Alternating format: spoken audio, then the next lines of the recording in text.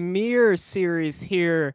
We got 169 laps with us tonight, and joining me, Alex Kolnick's in the booth, is Seth Cole. Seth Cole, how are you doing? Doing good. Looking forward to some racing here today at a track that maybe up until last year wasn't getting a whole lot of love, but it certainly brings a different dimension to the schedule every time. Yeah, Nashville Super Speedway is definitely a massively unique track here on iRacing. It's the only track really that it is at 1.33 miles long. It's in between being a mile and a half and being a short track, and that's what these drivers are going to have to deal with tonight to win this race. Alan, another thing that we're going to be talking about as well, 2 weeks ago at Phoenix and last week at Atlanta, I feel like we're a broken record because tires, tires, tires. This track is concrete for the surface as opposed to asphalt, and it is going to wear down those Goodyears the longer we go into a run. The guy that's kind of proven the last couple of weeks that he is good at that tire conserving and keeping the speed up consistently is Jacob Manning. Well, condolences to the rest of the field. He's on pole for this one here, too. A lot of people thought he should have won Phoenix. He ended up having a fuel strategy that went wrong. He dominated last week at Atlanta, and he's got good starting track position here tonight as well. Yeah, I mean, for the field, Jacob Manning right now is the target on the back, but a driver that I'm looking at as well is starting alongside him on the front row, Hunter Madalinas.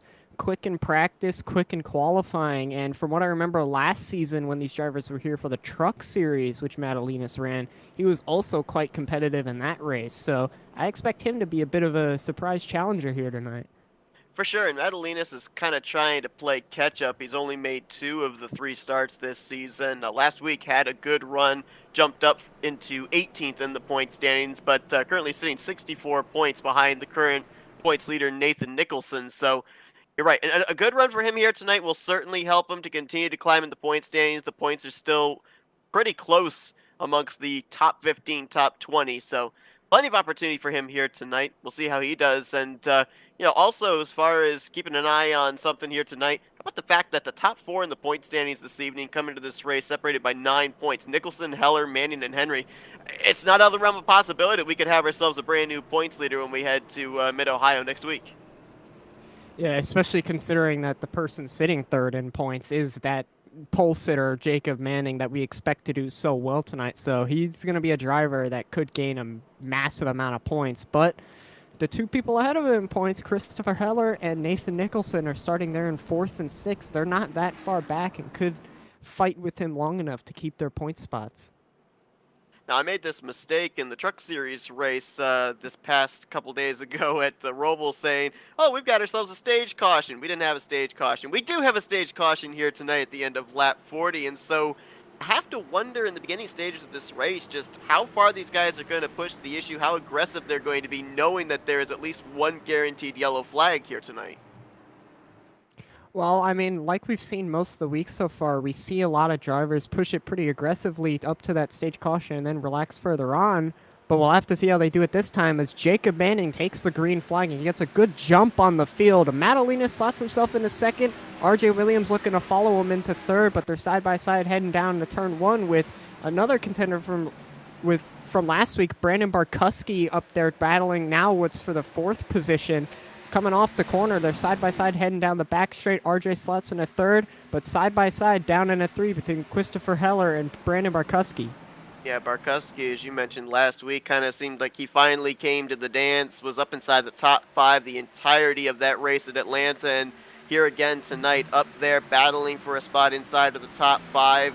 Still to that left rear quarter panel of Heller, just can't seem to quite be able to get alongside, and I would have to assume that that inside line is where you're going to be wearing down those tires more. I think as the run goes on, drivers will start migrating from the middle to the top side.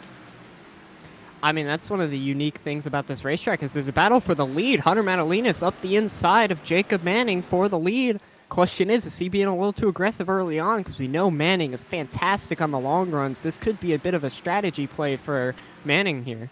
Yeah, this reminds me of what Manning did last week. Trying to remember who the driver was that got up to him and he kind of just backed off, let him take the race. Lead! Oh! Hunter Madalinas had his hands full off a turn 2, and now he's in the middle 3 wide. 3 wide down here at Nashville Super Speedway. You got the space for it. Question is, how are you going to handle it on corner exit? Manning back to the lead. RJ Williams looking up the inside for second. And both the drivers behind him, Barkusky and Heller, looking for some spots. They're going to try and take it down into turn 1. Not going to be able to, but man, that mess up for Madalinas off turn 2 was costly. And it stacked him up too. Williams was able to clear him, but it keeps him side by side for 4th place. Barkusky still to driver's left on Christopher Heller. Heller giving, oh my goodness, a couple of shoves there to Madalinas into 3. I mean, you get that opportunity here. It's a little bit slower of a racetrack, a little bit flatter, so you got more opportunity to maybe doing a little bumping and banging down there into the corners and not risk turning the guy. This racetrack's quite unique here tonight, but can also promote a lot of mistakes. I mean, we've already seen one. Who knows how many more we're going to see. You have to wonder with that, you know, this is called a super speedway in name only, as we've seen here in the first 5 laps. Doesn't follow a lot of the fundamentals that we're used to seeing at super speedways like Talladega or Daytona, but with the long straightaway there in the backstretch, would some drivers, if they get enough of a run off turn 2, kind of push the driver in front of them down the backstretch? I mean, we could see some of that. The thing that I notice around here most is that painting that yellow line there right on the bottom gives you a lot of turn off, as we saw Barkusky kind of do that down there in turns 1 and 2. But the problem is, it's a lot harder down there in turns 3 and 4 to come off the corners. It almost feels like the wall in turn 4 is contact between Nicholson and Christopher Heller. They keep it going. Here comes Elliot Henderson from further back in the pack for those positions. Just like that, from 4th back to 7th for Christopher Heller. Now he'll get back down to the yellow line. Oh, another slip up there. That was Nathan Nicholson, who I think got his left front down on the apron, and it got him really loose through the center of 1 and 2. I mean, it's just what we see here. You know, you see a bunch of little mistakes. You feel like you're comfortable, and you just slip up just a little bit. Ross Brockman's going to take that position up to 7th for him, and Nicholson's going to fall all the way back to the 8th spot from that incident. Something I was just taking notice of is the weather conditions these drivers are dealing with here today. We were in the desert in Phoenix. It was hot there. They were dealing with track temperatures in the triple digits. Last week, the Atlanta Motor Speedway, pretty much the entire race was completely bathed in sunlight. There's shadows here today. The track temperature only about 90 degrees, and I know that I mentioned it was a concrete surface, but I wonder if maybe just a little bit cooler track conditions than what we've had for the last couple of weeks, if that's allowing these drivers to be a little bit more aggressive in these side-by-side battles that we're seeing pretty much all the way through the field. I mean, what I've found with this racetrack is that more than any other racetrack I've ever driven on, the conditions change how the car handles so much. I mean, if it gets hot out, the car gets really, really tight, but if it gets cool out, it gets really, really loose. So we'll have to be watching for the cloud cover tonight, so that could really change who moves forward and who falls back. We saw Hunter Madalinas get around Jacob Manning before he had his issue and drifted back to 3rd. Manning out in front, but he's not pulling away. RJ Williams is right there with him in the 21, and RJ Williams, 8th in the point standings, has 2 top 10s in the first 3 starts in the season, so keep an eye on him, because if you remember back to last week, really nobody was able to keep in close contact with Jacob Manning, but for the moment, he's got about 3 or 4 drivers at least still in the same zip code. He's not driving away from them in the early going like he did last week. I mean, in the case of RJ Williams, we didn't see too much of him last week, as I find he's much more of a short track driver, you know, being big with the windshield deep crew and being a lot of that short track driver. And this is a race track that requires a lot more braking and a lot more setting up the corner, as he's inside of Jacob Manning heading down into turn 3. Can he maintain that going down into 3 and out of turn 4, side by side right in the center? Manning should get the run off, but it looks like he couldn't get to the power, and RJ Williams is going to take the lead. Going to get that lap led is the driver of the 21. Almost clear into turn 1, not quite. And look at this. Hunter Madalina says, hey, you guys stay side by side. I'll get into this battle. Williams will clear, and now it'll be Madalinas versus Manning for 2nd place. And we were just talking about the cloud cover before. Well, now the sun's right back out, and track's going to go the complete opposite direction. But somebody who probably doesn't care at the moment is RJ Williams. They're in the lead. Best position you could be. Don't got to worry about dirty air and can just manage your stuff. Apparently the sun watches our broadcast and says, yeah, let me make a liar out of him. I'm going to peek out behind this cloud now. Ooh, battle down into turn 1. Hunter Madalinas up the inside of Jacob Manning. Jacob Manning struggling here at the early part of this run. Interesting to see if he comes back later on in the run, as unique to every other week. He's had a lot of qualifying speed here at Nashville. So question is he a little bit better early on here at this racetrack than he is at the back? We'll have to see. Keeping an eye on the back end of Hunter Madalinas. It looked like a couple of times that it wants to swing around. We already saw him get out of shape when he was battling Manning for the lead earlier on. Looks like at least for the moment he's been able to keep that thing underneath him, but off of turn 2, that car looks a little bit spin happy. Even there, I kind of see him. Yeah, you see he's kind of jerking the wheel back to the right as the back end wants to come around and the nose points down towards the infield grass. Yeah, it could be just getting to the throttle a little bit hard. You can do that here at this racetrack. The way you come back onto the straightaways, you're turning a lot more than you expect. It's pretty easy to get loose. As we see the battle here for third, Barkusky, a driver who I remember last season here in the trucks was also one of the competitive drivers up there with Hunter Madalinas later on in the race. He was very, very strong at this racetrack, and he's showing it again here. But watch out, up there in the 5th position, that's Elliot Henderson, who started a bit deeper in the pack. He's now battling up here at the front of the field. And Elliot Henderson, not exactly the start that he was looking for. We kind of expected we'd see him, if not in victory lane, up inside the top 3 consistently week after week. He's only got 1 top 5 so far this season, 5th in the point standings. Now, he's still within striking distance here tonight, 15 points back, but it just hasn't really been as strong a start to the year as we expected to see. You gotta wonder if maybe today he's coming in with a strategy that could get that turned around. Yeah, well, so far he looks pretty strong. We're 16 laps in a run, and he's only been going forward since the beginning of the race, so it doesn't look like he's been losing much pace yet. But I wonder if Jacob Manning's now starting to come into his own, because now he's making the pass back on Brandon Barkusky after losing it just a few laps ago.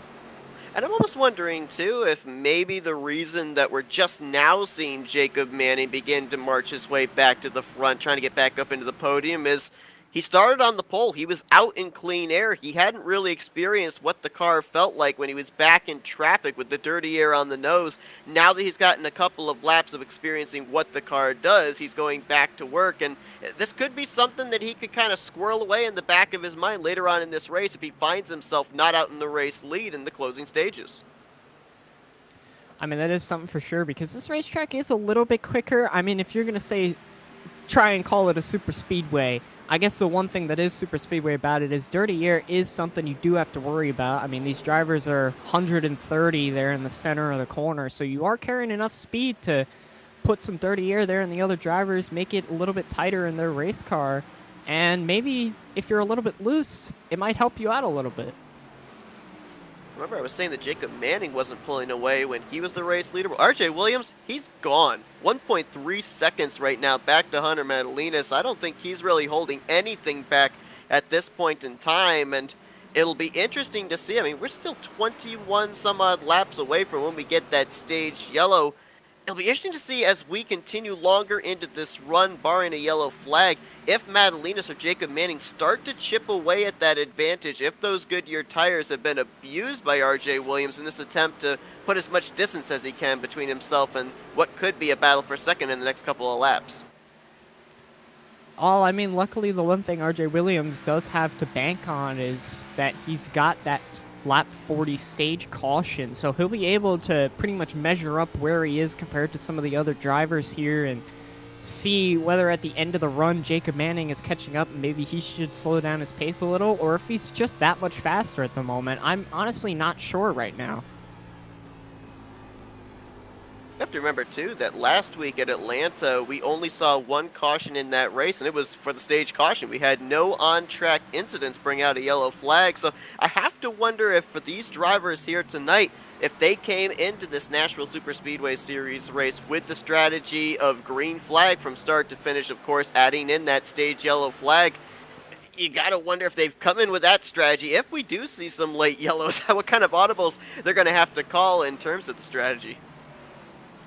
Well, the one thing I got from testing this race car before the race here today is that it is a very comfortable car to drive. It does turn very well, gets back on power and keeps rotating, but isn't super, super loose, so I don't think these drivers are going to mess up for any driving error. I think if we're going to see a caution, it's going to be with racing, like we're seeing here with Heller and Zach Henry.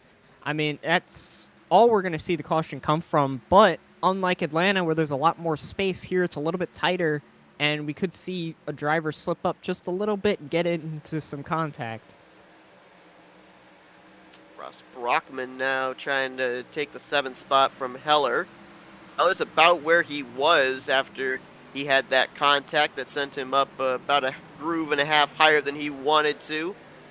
And kind of just holding stationary here for the moment. I have to wonder if a slide like that would have really heated up his tires and he just had to back off and try and get those things cooled down. Right now, just feeling, just going to survive until that stage caution comes out. No need to force the issue this early on. Something interesting I just realized, just brought up Zach Henry before. He started in the 13th position, finds himself up to 6th. So Zach Henry from well in the back has made up a lot of spots here in this early portion of the race. Yes, indeed. Also noticing that the gap from 2nd back to 5th has all of a sudden closed up. Madalinas had about 0.3 of a second back to Manning, who then in turn had, I think it was about 5 or 6 car lengths back to Elliott Henderson. Henderson and Barkusky, I think those might be 2 guys to watch on the long run, because all of a sudden the setup has seemed to come to them, and we could have ourselves a 4-way battle for the runner-up spot. Yeah, and one thing I am watching, I'm seeing a lot of lap times fluctuate lap to lap. I'm not seeing very, very consistent laps like you'd kind of expect. I'm seeing drivers go up a 10th, then go faster by a 10th, and then go back up another. Like, they don't seem to be able to run as consistent laps as you'd expect. And I think that might be just the track surface, because there's a couple of other tracks on the circuit that have the concrete surface. One that kind of springs to mind is Dover, and Dover is one of those tracks where there doesn't seem to really be a lot of consistency. One lap it'll feel entirely different than it did the previous lap, and I think that's also, too, why we saw a couple of drivers, Madalinas most notably, have problems off the corner with the wheel spin you were talking about, because that concrete surface just doesn't quite have the grip as caution. I believe Hunter Brittle on the front straightaway in the grass. He may have gotten loose out of turn 4, because I'm not seeing much damage there on the race car. I think I see maybe a little bit there on the right front, but nothing major. Curious to see what happened to him. It looks like it was a harmless spin off of turn number 4. He was running about a half groove lower than just about anybody else here on this run. Yep, right off turn 4, like I suspected. He got loose, tried to save it, and just couldn't do it. Car was a little bit too sideways, and there he went. Caution came out from that, so that puts things into question here at the end of this stage. We're only 29 laps into this run. We're 10 laps to the stage break. Are these drivers going to come in and get tires? I would bet so, because the pace has fallen off almost a full second for some of these guys. That's a big question, especially for the guys outside of the top 10. Looking at guys like Jordan Gonzalez, Nick Martin, Austin Moore, do you feel that you could keep enough pace to stay up inside the top 10 as Madalinas with a late turn back onto the racetrack? I mean, do you feel that you could get a net gain and get some stage points with staying out, or do you feel your best shot is to stay on equal footing with the race leaders and come in? And we've got a lot more drivers that actually didn't come down pit road than I originally expected, a good half dozen of them.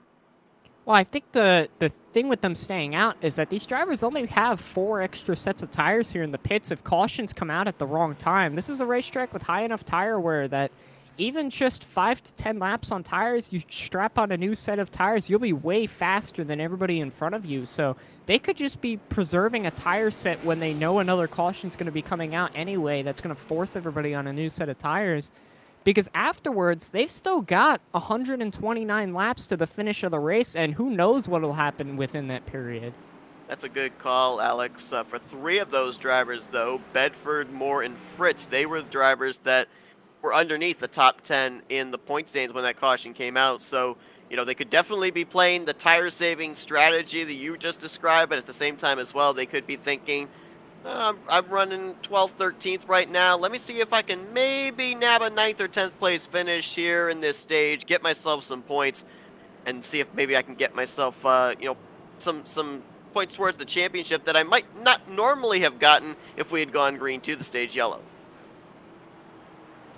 Yeah, I mean, I pretty much expect within about 3 or 4 laps, most of the drivers on new tires to find their way back up to the front. I mean, a full second of lap time per lap is essentially going 5 to 10 mile an hour faster through the middle of the corner. So I expect them to get up there pretty quickly. The rest of these guys are going to fall off, but I doubt we're going to see any of them go a lap down despite it being a short lap because we're only going to have about 10 laps here to the end of the stage. So they're going to be able to make it, save that extra set of tires, and then pretty much everybody else who took tires here are going to also be forced to take them next time around and hope it goes green to the finish.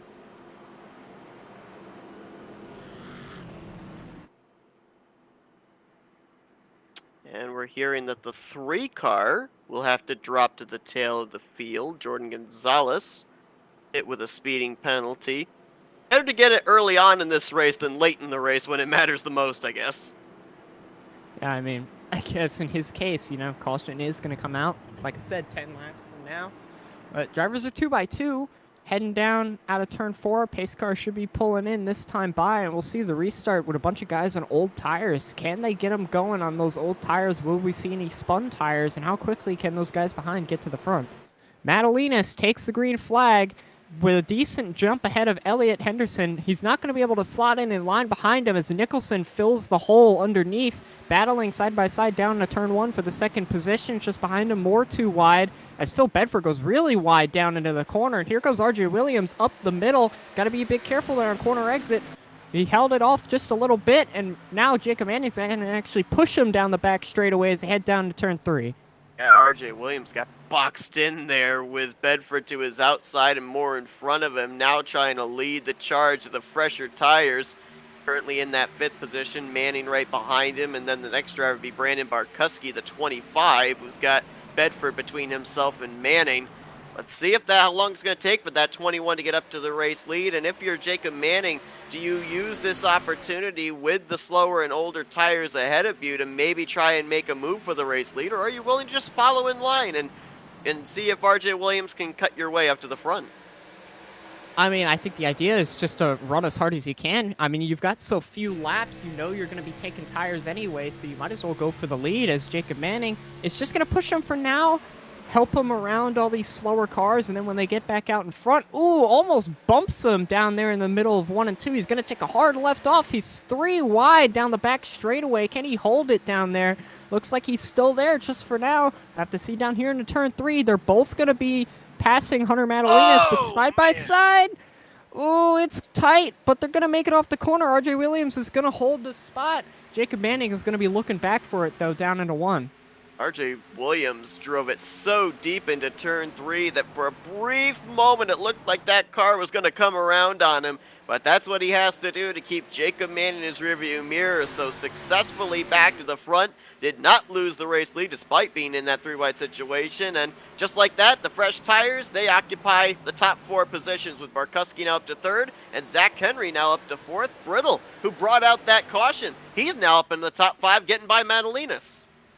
I mean, if that doesn't show just how much the tires make a difference, the driver who quite literally just spun prior to this that brought out the caution is now up to 5th. So these tires make a massive, massive difference.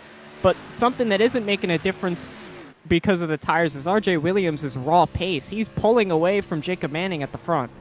Yeah, RJ Williams and Brandon Barkusky both just ran their fastest laps of the race that last time around. Jacob Manning about 2/10 off of his fastest lap, which he set back during that first green flag run when we initially started this race. Well, as we're approaching 5 to go here to the end of the stage, these drivers are just going to be racing really, really hard. It looks like a 3-horse race here up at the front as Zachary Henry and Hunter Brittle are actually back there battling for the 4th position here at the end of the stage. Could be a couple bonus points for those 2 drivers as well. It looks like a couple of drivers have lost the lead pack.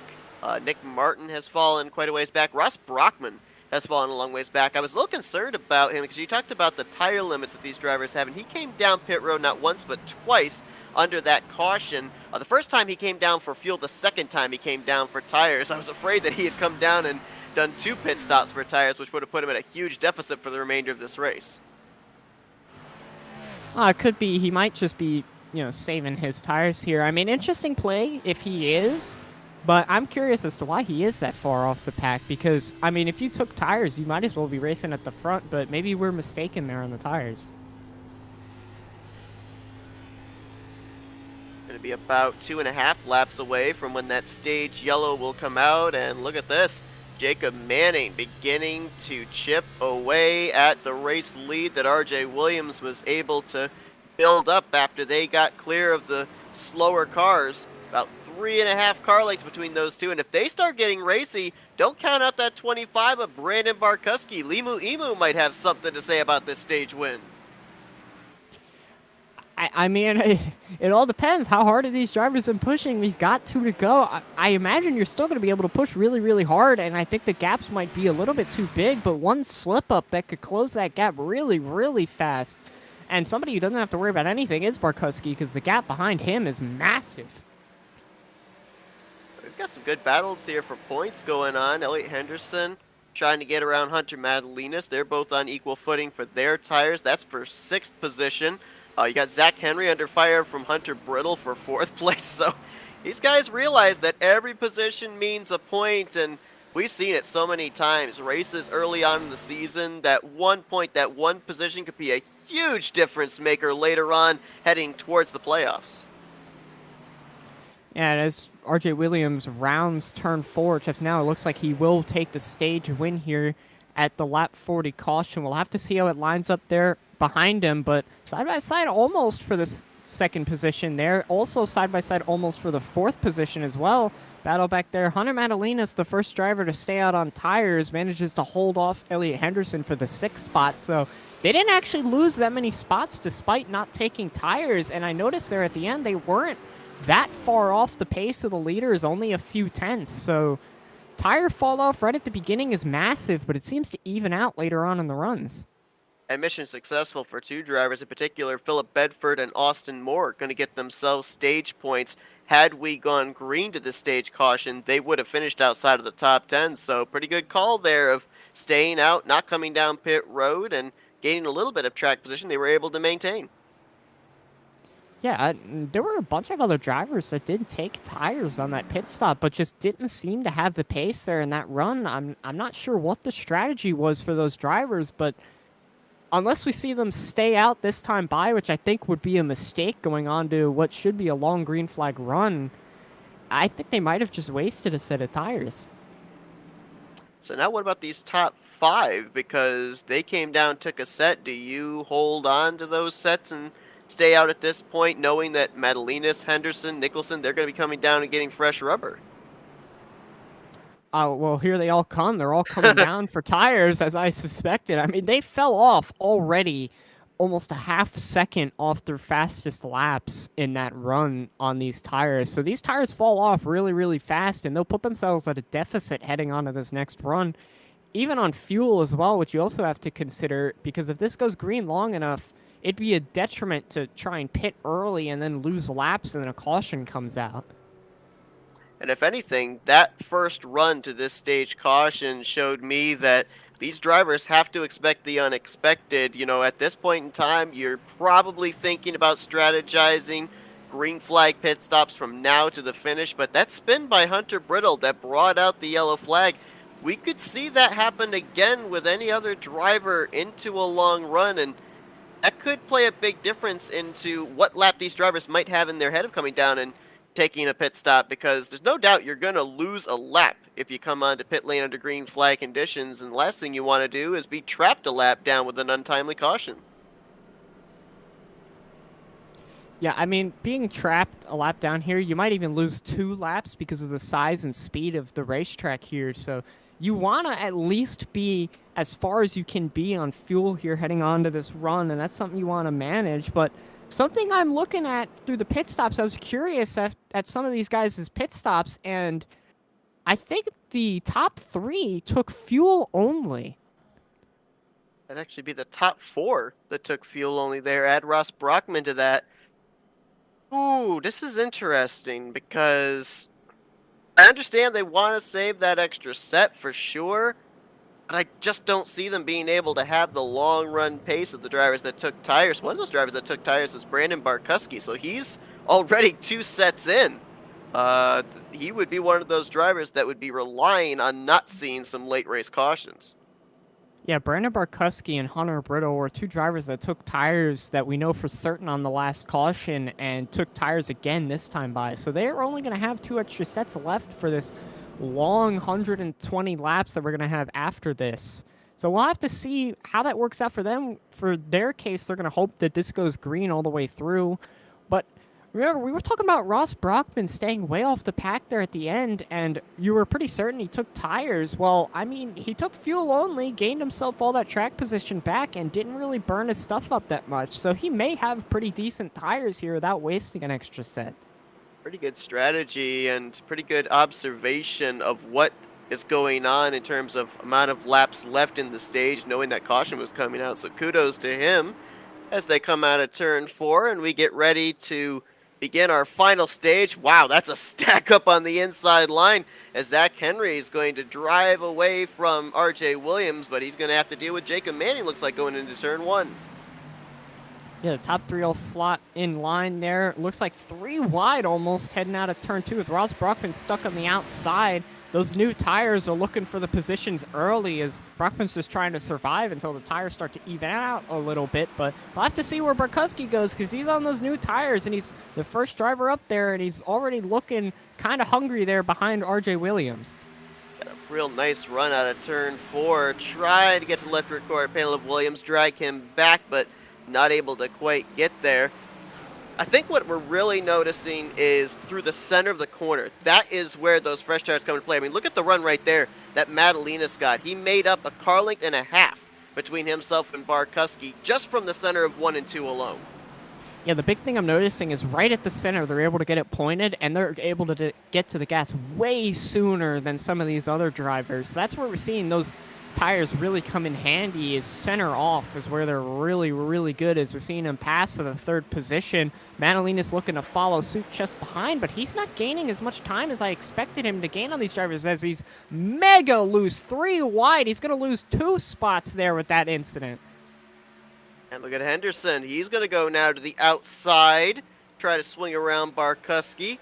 So 3 spots possibly lost there for the 25 car. Costly mistake to your point. And I mentioned that with the concrete surface, much like Dover, well, another similarity is if you slide those tires, those rear tires are going to be heated up, and you're going to have to wait a couple of corner exits before you lose a loose sensation feeling. So he's in trouble right at the moment. He's at the mercy of some of these guys behind him, especially coming off of 2 and 4. Yeah, it's really scary here at this racetrack, especially because you require a lot of rotation to make it through these corners with good speed. And if you heat your tires up a little bit, it's so much easier to step over that line and get loose. As just up in front, Hunter Madalinas now looking for the 3rd position here on RJ Williams. So his new tires are starting to work out against these leaders. As Ellie Henderson just behind makes up the spot. Is he going to make the move there on Jacob Manning as well? Looks like he's going inside, heading down to turn 3. We may see him get 2nd place, 2 for 1 in 1 lap. That's a good move there for Hunter Madalinas. Now he's got to run down Zachary Henry, who's pulled out a good gap on the field. About 2.5, 3 car lengths right now between himself and race leader Zach Henry, but at the same time, fresher tires. That last time by, he was about 0.3 of a second quicker than the 12 machine. And again, you see right there through the center of 1 and 2, gains that ground, gains that speed. So it's only going to be, I think, maybe a lap and a half, maybe even only 1 lap before we end up seeing the pass for the race lead. Yeah, the thing is, this jockeying that we're seeing, these new tires are not going by them nearly as easily and nearly as fast as I expected. I mean, if a caution's going to come out, it's going to be here. And for some of these drivers, the question is going to be, do I take tires or not? Because some of them still have a good number of sets there in the pit lane. Other ones like Barkusky and Brittle are kind of pinned in a corner. And even these leaders have 3 sets on them. And they could have a bit of a tire advantage if they wanted to try and come in. But pass for the lead. Madalinas up the inside of Zachary Henry will make that move easily there out of turn 4. No contention. No contest whatsoever as Madalinas playing the tire strategy early on. It's going to get him out to the front. Now, hopefully he can maintain the race lead as opposed to when he took the lead the first time here this evening. Got loose off of turn 2 and then drifted back to 3rd place. Never made his way back up to the front again. until now. Another guy that's on the move is the 37 of Elliot Henderson. He just got around Jacob Manning a lap ago, and he's reeling in the top two. Yeah, Ellie Henderson's got some pretty solid pace today. As I saw Jacob Manning get Oh! really loose out of turn 4. Barkusky's going to make the move up the inside. Phil Bedford's going to look and follow him behind. Phil Bedford, driver we haven't talked about today, is starting to show up here at the middle part of this race. I'm going to look that one back real quick, see if Manning may have gotten the wall. No, he had about maybe half a car length between himself and the wall, but to your point, yeah, that number 1 car was all out of shape off of turn 4.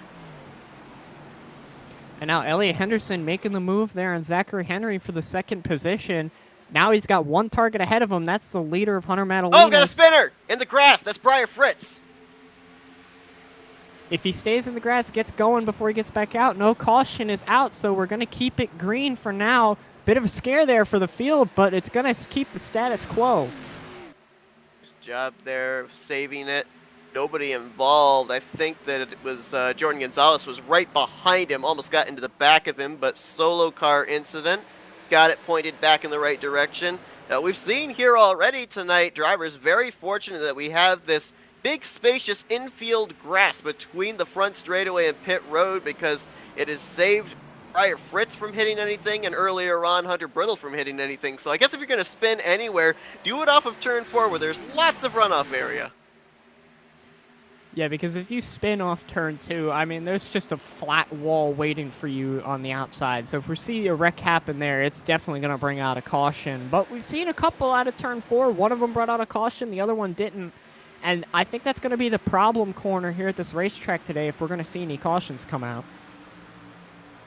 I remember back in the early stages of this race, I believe it was Manning who gave a shot to the back of Hunter Madalinas down the back straightaway. He is sporting some damage on that rear bumper, and you know, one of the attributes of Nashville Superspeedway in relation to an actual superspeedway is you want the car to be aerodynamically sound, get that good straightaway speed. I gotta wonder, you know, even a slight bit of contact there on the back bumper of his car, I wonder how that translates to the damage possibly on the front end of Manning's car and how that might affect his speed later on in this race. I mean, it could trouble him at least a little bit for sure, because this racetrack does require a little bit of aerodynamics. It's not nearly as bad as some of these 1.5 miles that we go to, but it definitely is a bit of a question here and could slow you down a good bit, especially down this long front straightaway. So we'll have to be monitoring that and see if he does have some pace loss from that or not. But as of right now, the only concern is to just manage on those older tires. And speaking of concern, one driver I was concerned about prior to the stage yellow was Christopher Heller. He had come down pit lane under the first caution, and he didn't take on tires.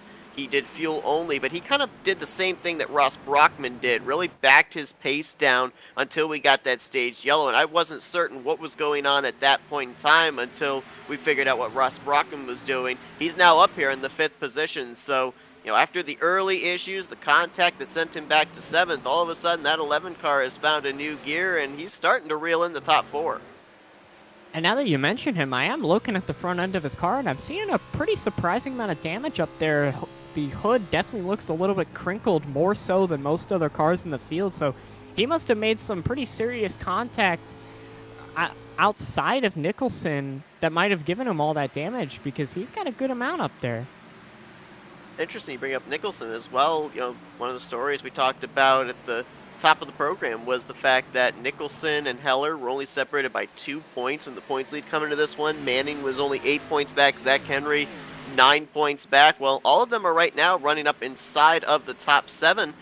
But we really haven't talked a lot about our points leader here this evening. Nathan Nicholson's been a little bit of a non-factor up inside of the top 5, and I wonder if that's just because of this type of racetrack, because he was certainly up in the forefront last week at Atlanta. He was definitely in the conversation 2 weeks ago at Phoenix, but here tonight, either he's playing it a little close to the chest, maybe being a little bit ultra-conservative. Well, I hate to interrupt. Sorry, Seth. I hate to interrupt. A battle for the lead. Massive battle up here between Elliot Henderson and Hunter Madalinas. Brandon Barkusky just behind. Madalinas slowed down a lot, and now he lost 2 spots there from Elliot Henderson and Brandon Barkusky.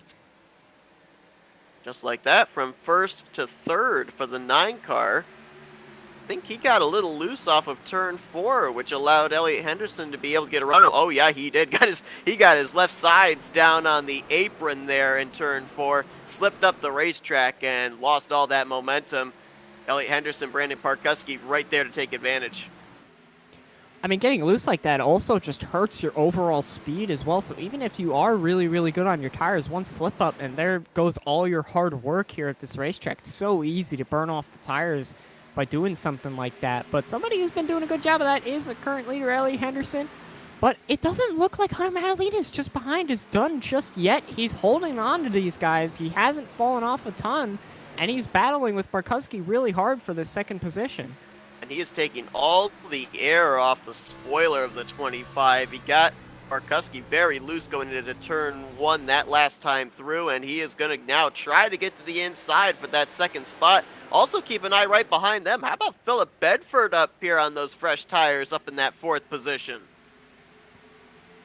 Well, last week at Atlanta, he was a driver that had some pretty solid long-run pace for most of the race, but didn't really get a chance to show it because of Jacob Manning's performance. But we even heard from Jacob Manning with his interview afterward that he thought Bedford was better than him on the long runs at the end.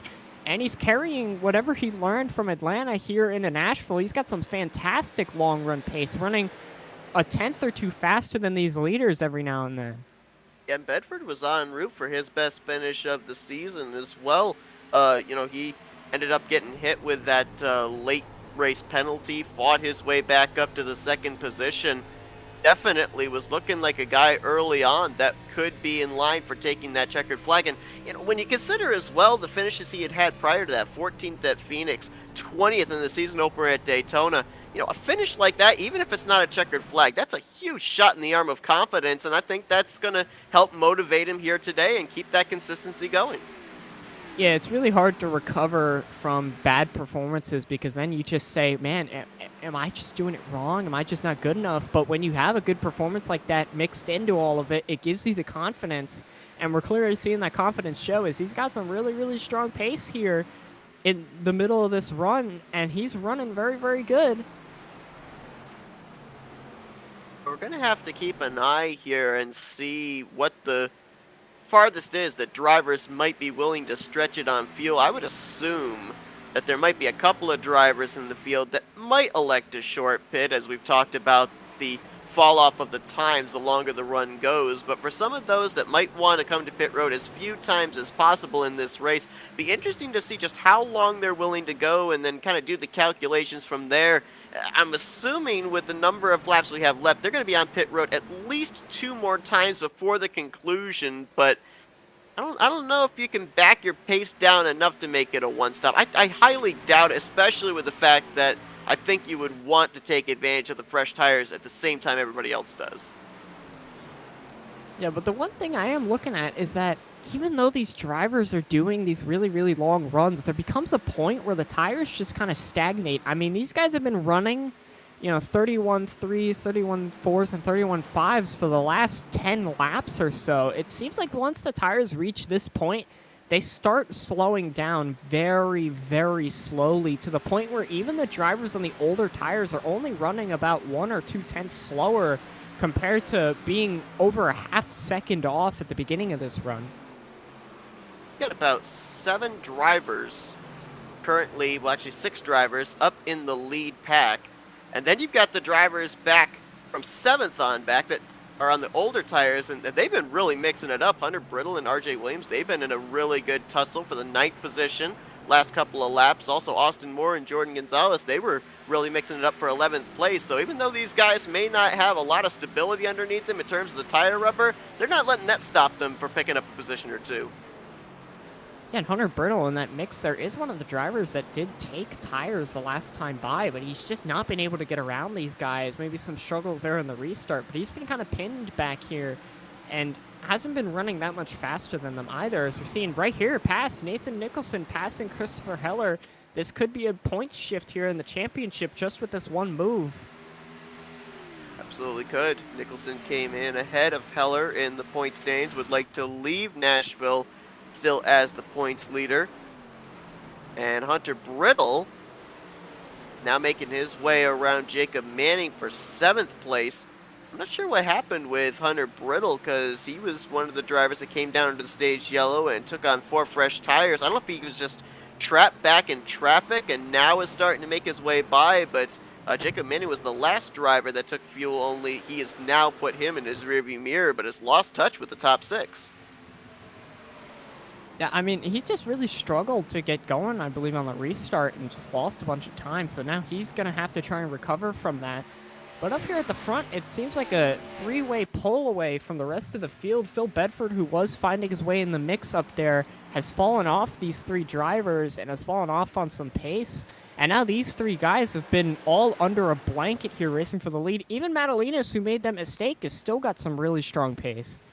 As we know, the one guy we look at to kind of show us some unorthodox pit strategy, Ross Brockman, he just hit pit lane the last time by, currently getting 4 fresh tires and down and away. So I don't know if this necessarily means that the fuel window is open for drivers in terms of their strategy, or if this is now the time for drivers to start ducking down pit road and starting to think about making some green flag pit stops. I mean, it could be for certain. I mean, we've been so far just 30 laps over the run. They were able to make it. I believe they should have been able to make it to the stage break on the first run, just happened to have that caution on lap 28. So I think he's pitting a little bit early here and could be purposefully splitting this race up. But it's an interesting strategy. Though the one thing I am surprised about is I don't think he lost just about 1 lap there. I was expecting to lose at least 2 if you take a pit stop. It's going to be interesting to kind of use him as a guinea pig, if you will, to see if he's going to be able to work his way up here to the drivers on the lead lap.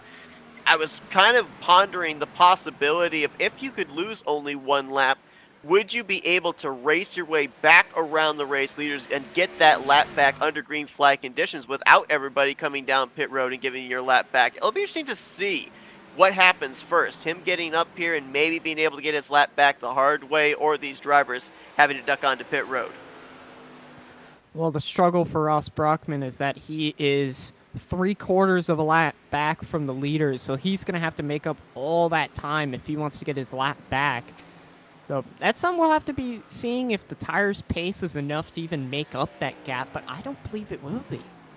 Yeah, right now, on his last lap, he was maybe about a second quicker than race leader Elliot Henderson. So if you kind of translate that, he would need 30 laps to get up here, and we know that the fall off is not going to allow him to get a second per lap for 30 laps. So yeah, that I don't know if that's going to work out in his favor. Now he's a driver that certainly would not want to see a caution, or at least not a caution later on in this race. If he were to get a caution now, he'd get the lucky dog to get back on the lead lap, but as more drivers hit pit lane, we're going to start to see more drivers fall off the lead lap for sure. You know, I think the struggle that we saw from this last restart was that mix of drivers on tires and everything. Brockman was one of the drivers that didn't take tires and just took fuel that last time by. And so he kind of stayed out on those older tires, fell off a lot of time, and maybe just said, you know what, we're just going to pull this strategy and see what happens. And as of right now, I'm not sure if that's going to end up working out for him. But if we do get a caution that comes out at the right time while he's off cycle with everybody else, we could see him back up here. Be a cat and mouse game, I think, right now amongst the top 3. Henderson, Madalinas, and Barkusky. While the lap times have fallen off, they've kind of fallen off equally. These drivers, every time they cross the line, have been within 4/100ths of each other in terms of lap time. So they are pretty much completely equal. I think the advantage is going to go to the one driver that ducks to pit lane the soonest, maybe a lap before the other 2. And I would assume that that would then be in the wheelhouse of Barkusky, because he could then dive onto pit lane, catch the other 2 off guard, take advantage of that outlap, and maybe be able to get the race lead from the 2 guys in front of him. Well, another driver a little bit further back here that seemed to have pretty similar pace to the leaders is driver in 4th place. Our current points leader, Nathan Nicholson, just made the pass on Phil Bedford for position there to make himself in 4th, and has been running some pretty solid lap times, even comparable to the leaders, occasionally even faster than them. So he's a driver that, if he pulls a bit of a pit strategy, can make up all that time and find himself in the lead. It's interesting because as I documented, he wasn't making a whole lot of noise in this race. I'm wondering if he's one of those guys that really likes the way the car feels on the long run and the tire grip starts to go away, because that's when he's starting to make his forward progress now. To your point, he was the second fastest driver on the racetrack that last time by. Yeah, and as we're seeing right now on screen, pit stops for all the drivers who didn't take tires that last time by. Jacob Manning, R.J. Williams, the two of them that ended up coming into the pit lane now, 40 laps into this run, actually just under 40 if you consider the caution laps as well. They're going to lose the lap here.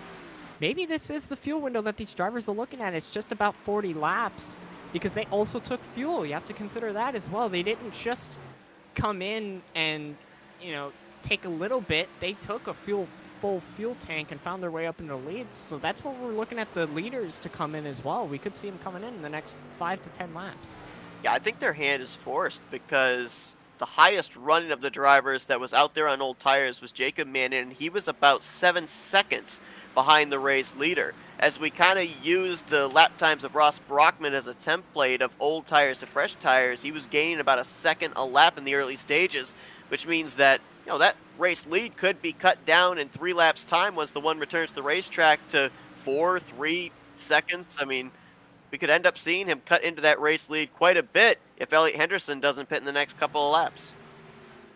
Well, a bit of a disaster there for Jacob Manning. He must have gotten a speeding penalty of some kind, either entering or running down the pit lane, because he was stuck on the pit lane for a good while, which would tell me that he got a penalty there and lost 2 laps over that stint. And I believe you are correct. Speeding penalty for the one car. And now he is 2 laps down. We've got other drivers ahead of him that are 1 lap down, so he's out of a free pass position should we get a caution. Oh, that is a heartbreak for Jacob Manning, because it's going to be so difficult to formulate a strategy now to not only get yourself on the lead lap, but get yourself back into the picture for this race win, especially the way we're trending right now, still clean and green. Yeah, he's going to have to rely on cautions to get himself back in there, as we're now seeing Christopher Heller come down the pit lane. He did take tires the last time by, and obviously took fuel at the same time, as well as just up there Nick Martin as well. So a couple drivers here who took tires, took fuel, are now coming in. I think we're going to be seeing pit stops here at least within the next 5 laps. Yeah, what this says to me is when we went back green after the completion of stage 1, these drivers took the remaining laps and kind of split it into thirds, 40-lap stint, 40-lap stint, and 40-lap stint to the finish. Some of these guys might try and go a couple laps over to maybe spend a little less time on pit road on that final pit stop, not have to take on nearly as much fuel, but it's certainly looking like it's around 40 laps these drivers are willing to go before they eventually either have to come to pit road for fuel or just want to come down and get that grip back with those Goodyears.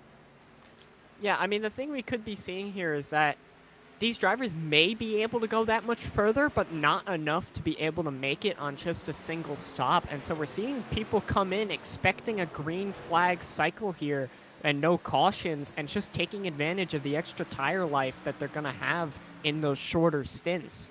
So that could be what we're seeing here from these drivers. And then we could see the drivers out front either just running longer, hoping for a caution, or running longer just so they have that back end pace. One thing we haven't seen yet, and it's going to be interesting, especially if we have our top 3 come to pit road on separate laps, is we haven't really seen what the difference of lap times is to maybe 3 or 4 lap older tires to fresh tires. So far here tonight, at the most, it's been a 10 lap difference when we had that first caution come out, and then of course the stage caution. So we don't have an idea of what the advantage is of maybe having 2 or 3 lap fresher tires in terms of lap times. And I go back to last week at Atlanta with Jacob Manning when he made that late turn onto pit lane, and we thought, oh, he's thrown this race away. He's not going to be able to catch back up. But he was able to lay down lap times fast enough to be able to reel Philip Bedford back in and eventually go on to win that race. I have to wonder if some of these guys, with the fall off in lap times we've had here tonight, might kind of go back to last week's race and think, I might have an advantage speed-wise if I come to pit road later than some of these others around me. Well, a driver that might have just forced the hand of the leaders is Hunter Madalinas. They're pitting on a 45-lap stint, which was just about 82 laps to go before they crossed the line. So he's might force the hand of these leaders, as he's going to at least jump them by over a second, if not more, depending on when these guys come in. And it's just a matter of him managing it afterwards, as I'm hearing Ellie Henderson as well coming over the radio. And I believe Brandon Barkusky may also follow him in this time by. There you go, as you said, hand is forced. Henderson realizing that Madalinas is in, going to now dive onto pit road. Barkusky's going to stay out an extra lap, and see the 37. He smokes the tires, those rear tires coming down pit lane. Obviously, I'm certain that everybody has realized the speeding penalty that Jacob Manning got. The last thing they want to do is be busted for speeding as well and get taken out of the picture for this victory. All right, well, here's the gamble here for one of our drivers, Ross Brockman, who pit way, way earlier than everybody else. Once everybody goes through his green flag cycles, he'll find himself back on the lead lap. Problem is, some of these other drivers who pit after him have already passed him for position, so he won't even be the leader on some of these guys, as RJ Williams, they're just ahead of him, and now Christopher Heller passing him. So it could be a bit detrimental for him. He's going to definitely have to hope on a caution if he's going to find his way back on the lead lap. But for these other drivers who pit in, I believe also, yeah, Brandon Barkusky also pit in because he handed away the lead. Now Philip Bedford is in the lead, and Austin Moore has also stayed out, along with Zachary Henry, who on those old tires have stayed out a long time, is only going to be pitting now. Pretty impressive that he was able to make it that far when a number of the other guys that stayed out with him after that stage caution have already hit pit lane. So we'll see how that plays out for the 12 car, especially when everything cycles around. Bedford coming down to the attention of his crew. Going back to the whole thing there for Brockman as well, there's a little bit of good news, bad news. The good news is that he will be able to make his last pit stop with about 20 laps to go, so he won't have to spend nearly as much time on pit lane taking on fuel. The bad news is he'll more than likely on that final pit stop still lose a lap, so still running one lap behind the leaders is a bit of a mistake on pit road. I noticed 31 of Briar Fritz. There's another thing too that we haven't talked about. We know pit road and speeding has already pegged a driver, but these pit stalls are concrete, and it is so difficult to get a car slowed down and not slide through your pit stall. It can definitely cost you time on pit road and translate to time and positions on the racetrack, especially with the long green flag run that we're in. And better yet, they're small, too. They're not very long pit stalls. They're only just over a car length long. So if you overshoot it even a little bit, you can be outside of the pit box and have to back up into the spot, which is a good way to lose a lot of lap time. And something that we saw was when Hunter Madalinas came in, he came in just about 2 laps earlier than Elliot Henderson. Well, he's got just under a 2-second gap on Elliot Henderson ahead of him. So that was a bit of a gamble for track position. It worked out for Hunter Madalinas. He's going to try and get that second spot from Christopher Heller. He got about the lowest on the front straightaway I think we've seen drivers get this entire race. There is a apron here, but not many drivers have been willing to go down there, especially with all 4 tires like Madalinas did just a moment ago. The only other driver I've seen do a lot of that was Brandon Barkusky, constantly going down onto that apron and using it. Although my problem is that you don't really have any banking down there. You're just relying on the grip on the front tires, so it's really rough on the tires to run that rather than stay up on the racetrack. So we'll have to see those drivers, whether or not it hurts their tires a lot. But I think a couple times shouldn't make too much of a difference. And Hunter Madalinas not going to waste any time going back to the race lead. RJ Williams on some older tires. He was on pit lane about 8 laps before everybody else took advantage of the fresh tires on his out laps. Right now, RJ Williams would still fall into the category of being able to make it on one more pit stop, though he'll have to pit a little bit sooner than everybody else. Somewhere around 45 laps to go is when he would have to probably make his final pit stop of the day, which, based off the numbers we've got, means that he's not going to have a whole heck of a lot of tires underneath him coming around to take the checkers. I mean, I was actually pretty surprised at RJ Williams because he pit a bit earlier past a lot of the other guys that took tires before him and after him, and took quite a bit for the leaders at the time to come back around and pass him again. I mean, Madalinas only just got around him, so RJ Williams with some pretty solid pace after staying out in the old tires last time by. And for an update on one of our other drivers, Hunter Brittle, if you're a fan of him, he is now disconnected and has gone to the garage area, so he is out of this race. A driver I'm going to be keeping my eyes on as far as the telemetry would be Jacob Manning, because, as I said, it was kind of looking bleak for him to be able to get back into this race. Now, he does have a glimmer of hope, and that is possibly getting the lucky dog with the aid of a yellow flag. He is one of two drivers a lap down right now. Jordan Gonzalez, who is right up here in the same vicinity as the leaders, right behind RJ Williams. He is the free pass car, about 8.5 seconds ahead of Jacob Manning. If Manning can get up here and pass the 3 car for being first car 1 lap down, get a timely caution, that could completely change his outlook and his possibilities of still being able to come back and get his second win in a row. Yeah, but it's definitely going to be a struggle from here on out for Jacob Manning. I mean, driver who he came in with, RJ Williams, is sitting here in the second position right now, and Jacob Manning is a lap down. So imagine if Jacob Manning was able to get through the pit stop without a penalty, you would have had a very, very good run here, I imagine, as Ellie Henderson is now looking for the second spot. He kind of got caught up behind all these drivers and allowed Hunter Madalinas to pull away a little bit. So the advantage he had on those 2-lap newer tires is starting to go away a little. Yeah, timing was not the key for Elliot Henderson. When Madalinas caught up to the slower cars, he caught them on the straightaway. When Henderson caught them, he caught them in the corner. And more importantly, there with the 21, it was in the center of the corner where those fresh tires have the most advantage. So it really stifled his momentum for the time being.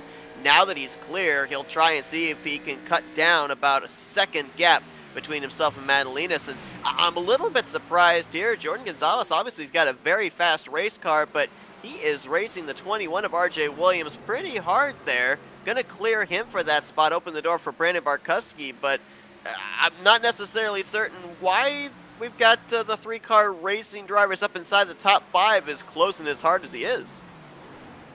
I mean, it could be just a question of trying to stay as close as you can to the leaders so that he can guarantee himself the lucky dog, as he is in that spot, and just under 10 seconds away from the leaders, actually just about 5, is Briar Fritz, who's currently on the lead lap but could go a lap down soon. So for Gonzalez, he's got to stay close enough that if a caution were to come out, he'll be able to get into the lucky dog spot ahead of him. Last time by, Elliot Henderson 0.2 of a second faster than Hunter Madalinas, and it looks like visibly the gap is closing between the 9 and the 37. We'll see about this time by, as it's about 6.5 of a second between those two. That time, a little less than 1/10 of a second quicker for the 37 car. Well, these tires, I think, by this point are starting to even out just a little bit here. I mean, Madalinas obviously has 2-lap older tires, but in the case of Henderson and Barkusky, there is a 1-lap difference, and they're running almost identical lap times. I mean, Barkusky coming in later, mostly what I saw from that is that he just lost track position, but not having enough gain on those slightly newer tires to really warrant it. So that might be something he'll change going on to this next pit stop. Yeah, this is interesting too, because as we mentioned, we didn't really get an idea of 1 to 2 lap fresher tires, how that would play out. Well, Madalinas took advantage of the fresh rubber coming to pit road the earliest in the early going of this run, was pulling away. Now we're starting to see even 1 lap, 2 lap fresher tires is a huge difference maker, with Henderson and Barkusky starting to reel in the race leaders. So I think now, if you're planning on making just one final pit stop here tonight, you stretch that thing as far as it can possibly go, because you want to have the freshest possible rubber for that final run to the checkers. Yeah, you're going to need it, because look at what we're seeing right now. Just 2 laps, Elliot Henderson has run down Hunter Madalinas and will most likely pass him in the next 2 or 3 laps unless this dirty air proves to be a challenge, because Madalinas just ran a 31.4 and Elliot Henderson just ran a 31.2. So he's 0.2 faster than him. He's going to look to the high side, maybe just try and get a run down the back straightaway. Doesn't look like it worked out, though. He may have just overshot the corner, because he did not get the runoff I expected him to get. I think that car might have gotten a little bit tight running in the dirty air in the wake of the 9 of Hunter Madalinas. We'll see what he does here off of turn 4. Can he get back to the throttle? Sends it a little bit wide there. off the final corner, but I thought he might get a little bit of a run down the front straightaway. Now he does from the start-finish line over to turn one. That was interesting that it actually took about half the straightaway for him to be able to utilize the draft and get a run there. I would have thought that with the fresher tires, he'd have been able to generate it right off of turn four, but not the case. Well, I think these drivers are struggling to get on the power there out of turn four because, I mean, the wall comes up on you so suddenly on corner exit, and if you're running down on the bottom like we're seeing them do, it gets really, really loose in the rear because you got so much grip in the front. So they have to be careful getting back to the throttle there in turn four, and that could be why we're not seeing these massive runs down the front straight. Keep an eye on your third place battle that might be happening. Nathan Nicholson, Christopher Heller starting to close in on Brandon Barkusky. Nathan Nicholson, as we saw in that last run before the green flag pit stops, seemed to have the best car speed-wise on the long run, and right now he is running lap times similar, if not faster, than the top two. Yeah, well, he pit at the same time as Brandon Barkusky, so he does have 1 lap newer than Elliot Henderson and 3 laps newer than Hunter Madalinas, so I expect him to have some pretty decent pace. Just he needs to find a way to make up all that time on track because he's 3 seconds back off these leaders. But the battle at the front is getting intense. Henderson almost sent it up the inside down into turn 3. Hunter Madalina shut the door on him. That's actually allowing Barkusky behind him to start to catch up because that's really slowed down Elliot Henderson. Yeah, about to become a 3-man dance at the front of the field, and I'm noticing Elliot Henderson try and get as close as he can to the back bumper of the 9 through the center of the corner, trying to dump all that air onto the spoiler, get him a little loose off of corner exit, have him slide up and open the door to the inside. We'll see if he tries it again down here in 3 and 4. It seems like the 9's better in 1 and 2. Henderson's really good in the final 2 corners. Yeah, I'm noticing a big line difference down into turn 3. Hunter Madalinas takes a much wider entry, but a lower and straighter exit down in 3 and 4, and Elliot Henderson does the opposite with a lower entry and a bit wider of an exit. So they've got very different lines down there, but it's a lot more similar down here in 1 and 2 and does rely more on the tires. Yeah, Nashville's not a cookie-cutter racetrack either. It's a big difference in approaching 1 and 2 than it is to 3 and 4, as there might have been a little bit of contact there between the top 2. And Brandon Barkusky, I wonder if he's got a bowl of popcorn in the cockpit with him because he's getting a heck of a show up here ahead. Certainly got to have his eyes glued out the windshield just in case these two make a little bit of contact. I really want to be in Barkusky's spot right now because he's in a spot where he just has to sit there and watch these guys because the moment they get side by side, of course they're going to race for the lead, and he just has to sit there and watch it and save his tires because he'll gain all that time when they start battling. A great point, and of course as well, right now Brandon Barkusky has a tire advantage to the top 2, so he could definitely play the strategy to his advantage. Oh my goodness, we almost had our top 2 wrecking over in turn 1. That was close. Yeah, that's not what Barkusky wanted to see. He did not want to see the pass go off that quickly. The kind of side-by-side tough racing forced a mistake out of Madalinas, and he slipped up, made the pass easy for Elliott. So Barkusky, doing all that saving sitting back there, wasn't able to gain the time back. Now he's just going to have to do it off pace. Now he'll probably be able to get up to Hunter Madalinas with his tire advantage, but for sure Madalinas not going to make it easy on him. And with that being said, how long does it take for Barkusky to get around the 9 car? And well, that's happening. How much of a gap does the 37 put on the second place battle? At least for the moment though, Madalina's doing a good job of staying in touch with Henderson. I thought that once Henderson completed the pass, he was going to open up the gap. That's not the case. It's still a car length and a half. Yeah, it seems like that draft is definitely assisting him a little bit because he's able to just manage in the corners, but then be able to hang on with him down the straightaway where you expect those tires to really shoot off down there because we've now reached the point where I mentioned these tires really start to stagnate here in the 31.5s. They're going to be around these lap times for a good while, and I think now the tires have officially evened out. And a little update on Jacob Manning. I'm not certain What's going on? Okay, so yeah, he's got 10 lap older tires than Jordan Gonzalez. I was noticing a huge difference in their lap times, and I was wondering if maybe the one might have been sporting some damage and been a little bit off the pace, but no, he's out there on older rubbers, so it's definitely looking as we close in on 50 laps to go like Jacob Manning is going to get bitten by pit road, and it's going to cost him here today.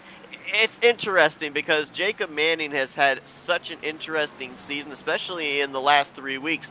Dominant at Phoenix. It's a pit road miscue on strategy for fuel that takes away his opportunity to take that checkered flag. Last week, pretty much a flawless race, takes that checkered flag, and 1 week later, ends up getting hit by the speeding police after being out in front for a majority of this race. Yeah, it looked like that strategy call there at the beginning of the race when we had that lap 28 caution has really dictated who's up here at the front of the field, because so far everybody who did that and took tires, excluding Barkusky being the only exception to that, has struggled here in tonight's race. And let's not forget as well, for Barkusky, when he makes this final pit stop, he's not going to have any extra tire sets. So if we see a caution here late, he'll be in a disastrous position in terms of tire sets, as everybody else around him is going to have more tires.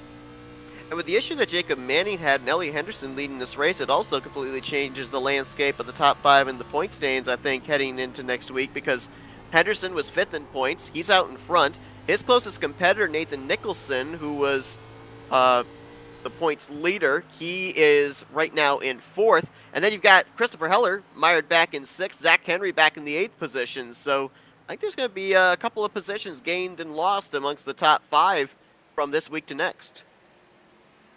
Yeah, well, the one thing that is certain that I kind of expected to happen was Jacob Manning taking the points lead, which, because of the performance that we're seeing so far, I don't believe will end up happening, unfortunately. Unless he gets really, really lucky. But Nathan Nicholson, like we're talking about, will be able to retain the points lead. Christopher Heller, I think he should be able to retain the second place points, as Zachary Henry is sitting there behind him in the 8th position at the moment. So points are not going to shift too bad, but the gaps are definitely going to shift. Whoa, my goodness, car out of shape. I think that was Briar Fritz right in front of the race leader. A heart-stopping moment for Elliot Henderson off of turn 4. Oh, yeah, you hate to see that, especially down in that corner. That's a dangerous corner for a lap car to have problems. There's just not a lot of room coming off the corner, as if you try and get out of the way, you could get it loose, you could get it tight, you could hit the wall, and when the driver's stuck in the wall like that, that really hurts your corner exit. Though just behind him, it actually did help out Brandon Barkusky a bit, as by the time Barkusky got to it, he was actually clear, and now he's right next to Hunter Madalinas. As that second place battle begins to close up even more, Ross Brockman has hit pit lane with 48 laps to go. I don't know if this is going to be his final pit stop of the day or not. It's right on the edge of the fuel window. I think Ross Brockman will be able to make it, but right there, pass for the second position. Brandon Barkusky makes the move there on Hunter Madalinas. Madalinas is going to come back with a big run down the front straightaway. Not going to be able to do too much with it, though. Will he dive it to the inside? No, he's just going to push Barkusky down. He's going to hope that he could run down Elliott and slow the both of them down. But we're starting to approach the pit window here. 46 laps to go. That was the length of their last stint. The pit window's definitely open to make it to the finish. It's just a matter of when are they going to take that final pit stop. Yeah, and you have to wonder, as we mentioned, the advantage 1 lap that Barkusky has over Henderson. Was Henderson maybe able to save a little bit there to put himself on the same fuel window as Brandon Barkusky, or will we in this final run to the checkers still see the 1 lap advantage into the quarter of the 25? I'm not sure if we're gonna, because I haven't seen too much of a pace difference between Elliot Henderson and Brandon Barkusky in that last lap. Elliot Henderson was actually faster than Barkusky, so I don't know if it's just because Elliot is good at saving the tires, or if the advantage is just not that big to really make much of a difference, because we saw a massive difference with Madalinas to the rest of them, but it seems like 1 lap is just not making as much of a difference as I would have thought. Briar Fritz was struggling when the leaders were trying to get around him. He then lost the lucky dog spot to Jordan Gonzalez. He's hit pit road. RJ Williams in the 21 car has now hit pit lane. I mean, RJ Williams' hand is kind of forced because he did pit kind of early the last time by, but he did have really, really good pace. Let's not forget that. Once these cycle out, we could see him back in the lead position again. And if his pace is good enough, there is a chance he could be up there for the win. Closing 40 laps to go. Fuel window is open. These drivers could make it the rest of the way based on our numbers. It's all a question of when do you want to come down pit lane. And looks like Barkusky is slowly closing up the gap between himself and Elliot Henderson. Last time by, he was about a 10th quicker. That time by, well, how about identical lap times? Right down to the 1,000, 31.744 for both the top two. I mean, that's just goes to show that right now the difference between these two drivers is just a matter of driver ability, as the tires aren't making a difference. As I'm hearing over the radio, Hunter Madalinas is coming down the pit lane, so he's going to once again take the pit stop a little bit early. Going to be 41 to go as he comes down the pit lane. And no, was that a fake? Because he definitely said that he was going to be coming into pit, but he stayed out again. Also got some problems for RJ Williams. He was on pit road the lap before, took on 4 tires, and is now back down pit road once again. Looked like a stop and go penalty for the 21. Oh, another disaster for one of these drivers who took those early pit stops. We saw it with Jacob Manning, and now we see it again with RJ Williams, so that's going to take him out of contention with so few laps left. Nick Martin completed his pit stop. Yeah, and once again, Madalina stays out. I'm curious as to what that radio call was, because he definitely said that he was going to be coming in, but he didn't end up coming in after all. I don't know if he was trying to see if he could bait the other drivers in front of him into coming into the pit lane, but if there's going to be anybody who comes in early, I imagine it would be Madalinas, because all he's got is to gain right now is because he's been losing. Well, yeah, could have been. Maybe try a bait and switch there for the top two, because remember, as we said, it looks like the advantage is to come in after your competition, a lap or two after, and Madalinas, right now, definitely is at the disadvantage. So if you can fake out the top two, let them think that you're coming to pit road, and they think, oh, well, I got to come down the same lap as him, and then get the advantage, well, you know, why not try it? It didn't work, but kudos to him for at least giving the attempt. Yeah, we're on board with Nick Martin. Oh, contact with the leader. Nick Martin. Oh, man. Elliot Henderson in the wall. Nick Martin goes around onto the apron. Barkusky takes the lead. What happened there? I don't know. Martin had just come to pit lane, too, so he was on fresh rubber. Oh, wow. He just... And it's like a side draft gone wrong. I'm not sure what he was doing there, but he just took out the leader as a lap car. Nick Martin was 2 laps down looking to get one of the laps back, and now Elliot Henderson is on the pit lane. The strange thing is, I'm not certain that either one knew that the other was either going to come up or down. Nick Martin definitely came up the track, but Henderson also came down the track off the wall. That was so weird. Well, Nick Martin definitely ran way further up the racetrack than he should have, and just kind of ran Elliott up the racetrack.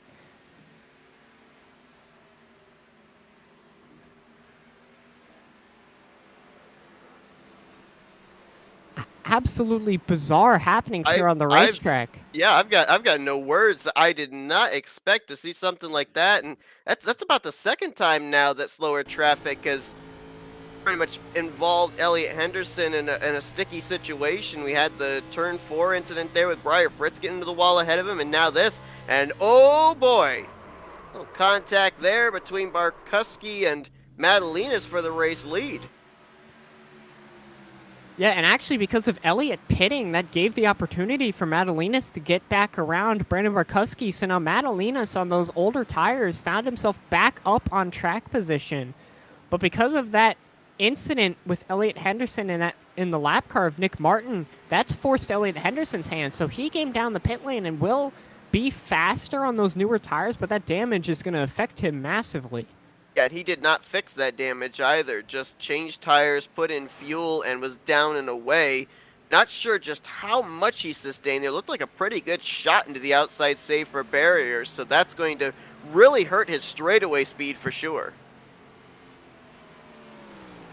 And as a sign of honor, I almost saw from Brandon Barkusky as well, he actually gave the position back to Elliot Henderson out of turn 2, saying that he didn't want to beat Elliot like that, but that could be the downfall, is that it did end up allowing Hunter Madalinas to come in and pass him, as now Barkusky's down the pit lane, and just behind him, Madalinas, 1 lap later, comes down the pit lane. Nathan Nicholson's coming down this lap as well.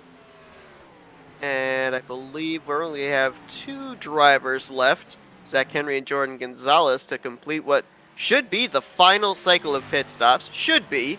We get ourselves a late race caution. There's a number of drivers that still have a set of tires that I think they'd want to come down and put on, but at this point in time, it looks like these drivers now, they've got what they've got to the checkered flag, which is still a long ways off. I mean, there's more than 30 laps still left in this race.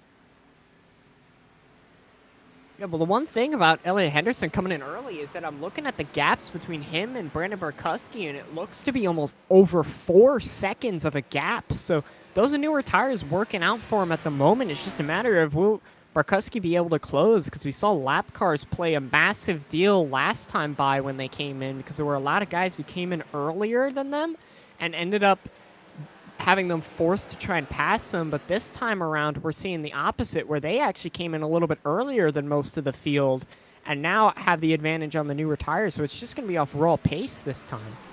Henderson just got around the 3 of Jordan Gonzalez, who was still yet to pit, and I noticed that time when he got next to a car, he went down as low on the racetrack as he could without touching the apron. He wanted to make sure there was going to be no future contact between him and slower machines. And to your point, right now, looking at the telemetry, he's running about 3 seconds ahead of soon-to-be second place Hunter Madalinas. So with 30 some odd laps to go, it's going to be very interesting to see how the lap times equal out, especially as we get later on into the run. Do they equal, or does the advantage still stay with the 9 car? Yeah, that's actually crucial as well, that we're talking about Madalinas being the one to hunt him down, because Barkusky came in before him and ended up coming out behind Madalinas. So Madalinas had the better pit cycle and ended up not only having the slightly newer tires, but still held on to the track position. So he's going to have 4 lap newer tires than Elliot Henderson, and is going to be closing that gap because he's already gained well over a half second the last 2 laps. Zach Henry now hitting pit lane. It looked like he was trying to stretch it as far as he possibly could, maybe catch a quick yellow and trap a good number of drivers a lap down, but he has to bite the bullet, come down pit lane for his final time potentially here today, and that should turn the race lead back over to Elliot Henderson. Little less than 2 seconds advantage between the 37 and the 9 with less than 30 to go. Yeah, and it's closing rapidly. I mean, you could see the effect that that damage is having on Elliot Henderson's machine, because Elliot Henderson is already in the 31s, no less than 7 laps into his run. So he's falling off a massive amount, while Madalinas just ran a 30.6. He's running extremely quickly and is running him down very fast. And Madalinas, as we mentioned, obviously really needs a good run here tonight, 18th in the point standings, and with it being so early in the season, a win could rocket him up, maybe even up into the top 10 in the point standings. He got some stage points earlier on here tonight as well, and now only a second difference between himself and Elliot Henderson. Another thing I've noticed is the gap between himself and Barkusky is opening. Just moments ago it was about 0.4 of a second, is now about 0.8 of a second, so he has doubled the gap between himself and the 25. He needs to be careful, though, as we saw him fall off a lot there on the back end of the last run. Now, that could have been down to tires somewhat, but the thing is with that is that after a certain point, the tires should have evened out some if he was saving well. So he struggles a little bit with the very, very long run, and will have to manage that because he knows he's going to be faster than Elliot and will pass him soon. He has the track position on Barkusky, so he just needs to make sure he doesn't overdrive it and allow Barkusky to hunt him back down. And Right now, it is looking like if we are to have a late race yellow, it would be a driver possibly struggling off of turn 4. We've seen that a couple of times here tonight, but I don't, at this point in time, see any opportunity for on-track contact to bring out a yellow flag. Maybe the closest battle outside of this pass for the lead would be back around 5th position with Christopher Heller trying to hold off Philip Bedford, but even that's about 0.3 of a second. So everybody's kind of on their own little island for the moment here, maybe just trying to ride this thing out now to the checkered flag.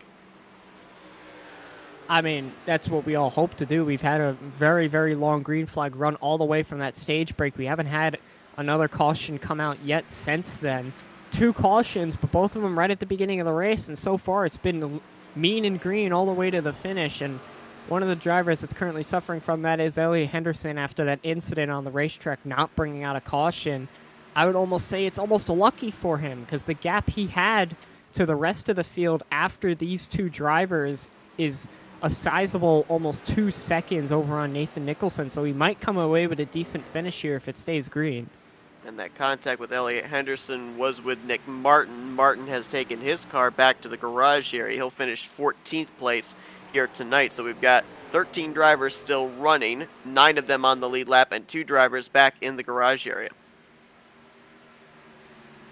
Yeah, it's been a relatively clean race for most of these drivers. We've seen some penalties. We saw a couple, loose incidents, and of course we've seen a couple wrecks there, one of them being an absolute game changer for one of our leaders. But generally, this racetrack has proved to be a lot cleaner of a race than I expected it to be at the beginning. We've kind of had a trend, haven't we? The last couple of weeks, we were at Phoenix, and we basically thought this is Jacob Manning's race to lose. He had the pit strategy issue. Last week, we thought that late in the race, Philip Bedford had made the call that was going to win him the race, and Jacob Manning was able to run him down. And here tonight, it was looking like Elliot Henderson had the strategy played out perfectly. Now all of a sudden, he's mired back in 3rd with damage, and it's looking like it's going to come down between Madalinas and Brandon Barkusky. So these races here the last few weeks, they have been wait and see until the very end, because you have no idea how the landscape of the race is going to change during the course of the beginning as well as the middle of the race. So far, the Great Lakes Premier Series has been a series of calamities. I mean, let's not even forget Daytona as well, where we saw a last lap wreck that collected so many drivers, and we saw a surprise driver end up winning the race. So this series has not been lost for surprises going on. I mean, every single week so far has been a surprise of some kind. And I'm sure Hunter Madalinas does not want that trend to keep going in this race and hope it carries on the next week, because right now he's in the lead by over a second. Well, I don't think that we have to worry about surprises next week. Mid-Ohio Sports Car Course, my goodness, that's maybe one of my top 5 favorite road courses, and I cannot wait to see what these drivers do when they take to the elevation changes, the lefts and rights of that particular road course. It's going to be a lot of fun. And obviously, for some of these guys here tonight that may not consider themselves road course drivers, you got to bet that they were looking at this track and saying, yeah, I got to build up some points just in case I run into some problems next week.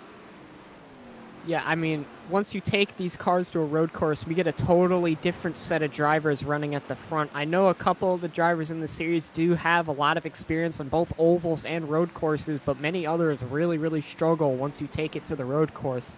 So we'll see a different racing order here next week and see who can capitalize on a different driving style, especially at a racetrack that's so punishing to go off the track, as there's really almost no tarmac off the racetrack.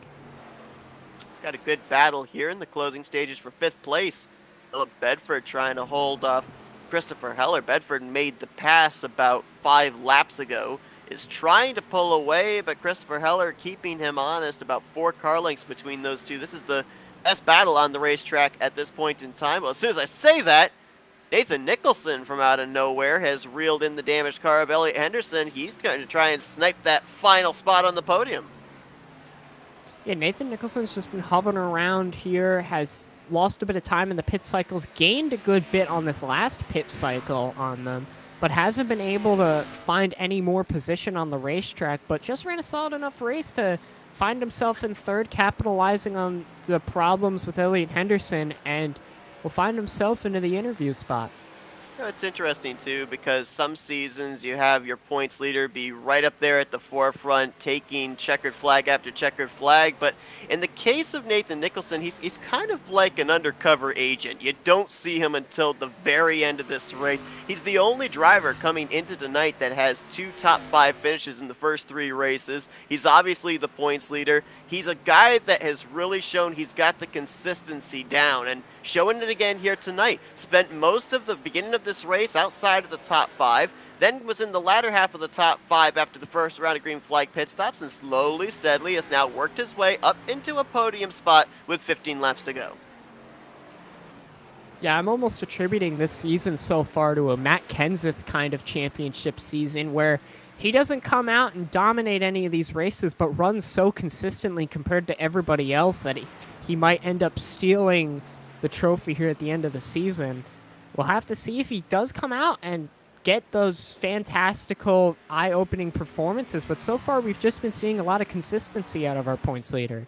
And maybe the script will flip when we get to next week at Mid-Ohio. I know Nathan Nicholson is one of those guys a lot of people look at when you go to any road course configuration. Hunter Madalinas, another leading this race, so it's going to be really a lot of fun to see who's going to be top dog when we get there next week. But Madalinas, right now, he just wants to come off turn 4, and he wants to see the white flag in the flagman's hands. These are long, grueling laps for him right now, because this is the point of the race when you're the race leader.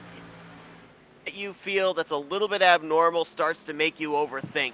You kind of try and wonder, is this car going to get a little light on me off this corner, or will it plant? Will a caution come out that changes the landscape? You just really, the mind starts going into overdrive on all the things that could go wrong. Once you see that white flag, all the doubts go away. Yeah, especially when you've got a gap this big, because you're always looking in your mirror going, is he running me down? Is he running me down? Am I pulling away? Am I going to make a mistake? When they're right up on your bumper, you're so worried about just running good enough to not allow them to pass you. But when you pull out this massive gap, you start to think more about how the car's behaving. You start to think more about them than even if they're closer to you.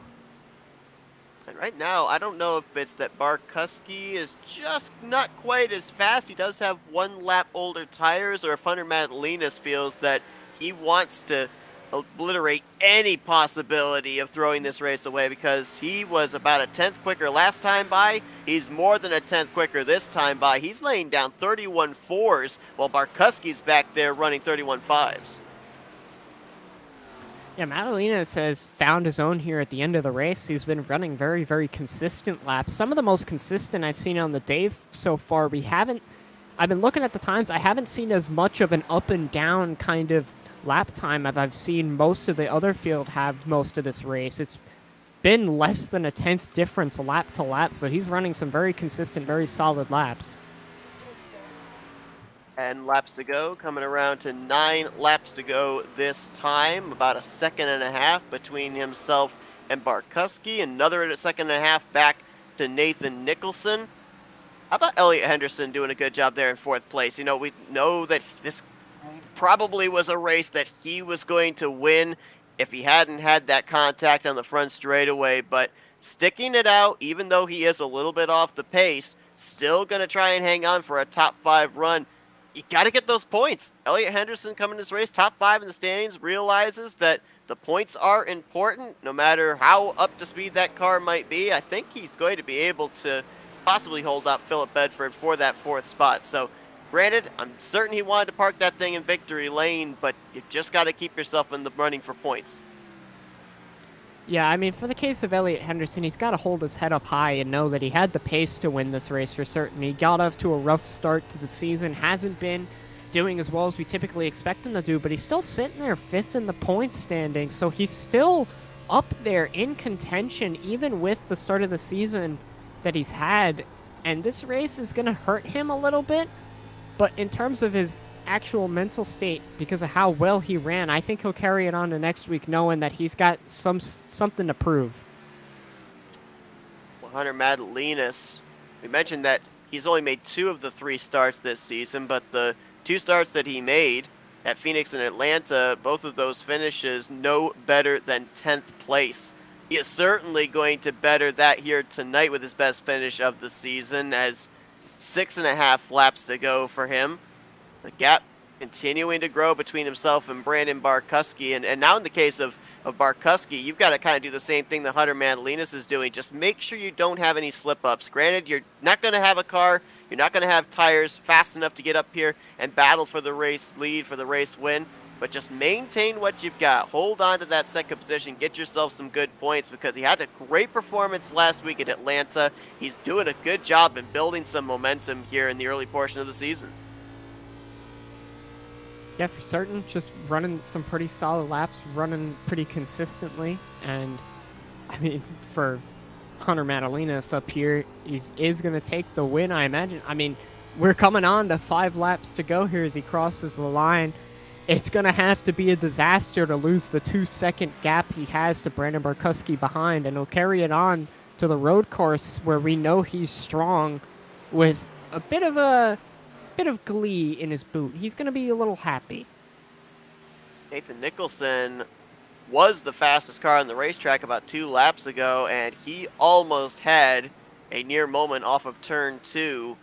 Almost shook hands with the outside safer barrier, actually, as he slid way up off the second corner. Lost a little bit of ground at Barkusky, but if he continues to run the consistent lap times he was running about 2-3 laps ago, he might be able to reel in Brandon Barkusky for second place. He's been anywhere from 2 to 3 tenths faster than the 25. Yeah, that time he was 3 tenths faster. Nathan Nicholson coming in almost as a here to try and nab that second position. He hasn't been here most of the race, but when it matters, he's looking to gain some very crucial points and extend his points lead while his competitors have struggled today. 3 laps to go now for Hunter Madalinas as he heads into turn number 1. We'll continue to follow the battle for second place here in the closing stages. Only 1 lap difference between the tires on Nathan Nicholson and the tires on Brandon Barkusky, and the advantage right now has been maybe more than we've seen with other drivers having 1 lap fresher tires. We were seeing this far into a run in the hundreds. We're seeing in the tenths here for Nicholson, so it almost makes you wonder what might have been if Nathan Nicholson was up inside the top 5 all night long, if he would have had something here for Hunter Madalinas. He's just going to run out of time, a little less than 3 seconds, but with 1.5 laps to go, there's just no chance now for him to get into the conversation for this win. And you were talking about just further back, I've noticed an update in position. Phil Bedford has actually made the pass on Elliot Henderson, so Ellie Henderson's going to fall back to the 5th position. The gap behind him is just under 4 seconds, so I think he'll be able to hold on to the 5th spot, but that's another set of points lost for him. Got a car up ahead of Hunter Madalinas. That's the 52 of Ross Brockman, but I don't think he's going to be an issue, as there's still plenty of space between him and Hunter Madalinas. But how about Madalinas here tonight? We've seen him slipping and sliding in the early stages, but now he'll get to slide with some burnouts, as he's going to win here this evening at Nashville Superspeedway. Job well done, and some great pit strategy called by him as well. We heard him try the mental game, and then he decided, all right, I'll throw down the gauntlet physically, and it worked out in the end. He came in when it mattered the most, found his way into the lead position with a fantastic pit cycle, pitting just a lap after his main competitor there at the finish, and coming in with a pretty dominant race win. Getting some congratulations there from Bedford, who is going to bring it home in 4th place here tonight. This marks the first top 5 of the season for Madalinas, and obviously first win. Some good momentum heading into Mid-Ohio next week. Madalina's very good at the road courses, so we'll see about the confidence boost this is going to give him heading into that one. Well, I can't wait to talk to him, because I'm sure he's going to be excited. I'm sure there's going to be a little bit of solemnness knowing that driver who could have won the race alongside him, Elliot Henderson, had his problems, but sometimes you just have to capitalize on the issues of others, and that's exactly what Madalinas did here at the finish. Gotta be in position, and that's exactly what Madalinas was able to do. As he burns it down here at the Nashville Super Speedway, celebrating his victory here tonight. A really big win for Madalinas in more than one regard. First off, his first win of the season, but going to gain quite a bit of points in the standings heading to next week as well, with getting the stage points and, of course, the victory here this evening. So I think last week he jumped up 5 spots in the point standings. I think he's going to jump at least 5, maybe more. I could see him inside the top 10 in the point standings actually after tonight. Yeah, especially since some of these other drivers didn't have nearly as good of a performance. Some of our higher up drivers, getting penalties tonight and falling back on their spots. A couple of the drivers not actually showing up. So I think he will find his way into the top 10 here after this race in points.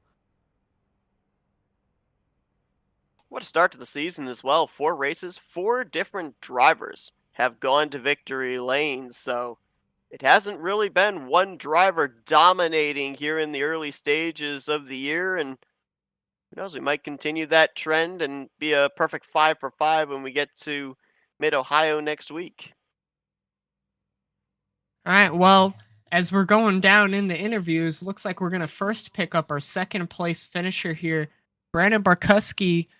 I mean, you had a solid race tonight, up there in the top 3 throughout the entire night. Came away with a second place finish. Just didn't have enough to grab Hunter Madalinas. What do you think you needed there to get him there at the finish? I just kind of gave it to him, I guess. I didn't really see the incident back on the front stretch between Nick and Elliot. I just assumed that it was a bad move, and Elliot kind of got taken out, so I gave him the lead back and won, and Hunter came closing up pretty quick. I mean, lifting down the straightaway, that's 2 seconds. I lost the race by 1.8 seconds. I mean, that's kind of the difference right there, but didn't want to win it like that, so that is how the cookie will crumble. But I think it was still all in all a really good points day. I kind of needed that. I had a kind of bad start to the season at Daytona and Phoenix, so it's good to just get some points. Yeah, one of the things there I saw is you were one of the drivers to pit in the latest of some of those leaders. So my question to you is, what was the difference lap to lap on the pace of the tires tonight? Like, what was the fall off like? Yeah, it's a good question. I think what it helped me do was close in. Definitely when you hit about 35 laps into a run, and take this into consideration, it was about a 50 lap run on fuel. You kind of hit a plateau. Just, it's a lot of times with these fixed setups, especially at tracks like Nashville, Phoenix, Iowa, etc. You're not seeing a fall off past that 35th lap, maybe within a 10th. So I think there was like a little bit of play to it. Like you didn't want to pit too late because then you would get smoked and give up too much ground. And I think the first time around, the second to last pits, I think Hunter pit a little bit too early and definitely paid the price. But I think he actually pit at the perfect time, looking back on it, on that final run too. So it was just a guessing game. It was cool though. I think the stage adds a lot of strategy too. I really like that in this league.